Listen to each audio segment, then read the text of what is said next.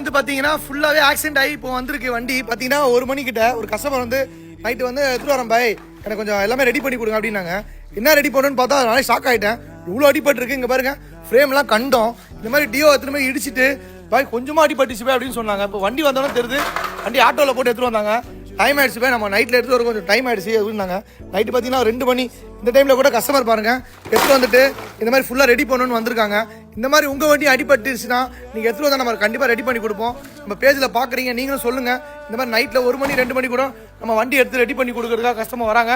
அவங்களுக்காக நம்ம வெயிட் பண்ணி ஆக்சிடென்ட் ஆகி நிறைய பேர் ரொம்ப நாள் நிப்பாட்டிடுவாங்க. இந்த வண்டி தான் ரொம்ப நாள் நிப்பாட்டார் இந்த கஸ்டமர். ஏன்னா ரொம்ப நாள் நிப்பாட்டினாலும் இந்த ரொம்ப கண்டமாயிடும். வண்டி ஆக்சிடென்ட் ஆயிடுச்சுன்னா உடனே லோக்கல் மெக்கானிக்காச்சும் கொடுத்து ரெடி பண்ணிட்டுங்க. ஏன்னா ரொம்ப நாள் ஆயிடுச்சுன்னா எல்லா பொருளும் போயிடும். இங்கே பாருங்க எல்லா பொருளும் போயிடுச்சு. அந்த மாதிரி யார் மெக்கானிக்காக இருந்தாலும் பக்கத்தில் ஒரு லோக்கல் மெக்கானிக் கொடுத்து உடனே ரெடி பண்ணிட்டுங்க. எல்லாமே ஜாம் ஆயிடுச்சுன்னா அவங்களுக்கு தான் செலவு அதிகமாக ஆகும்.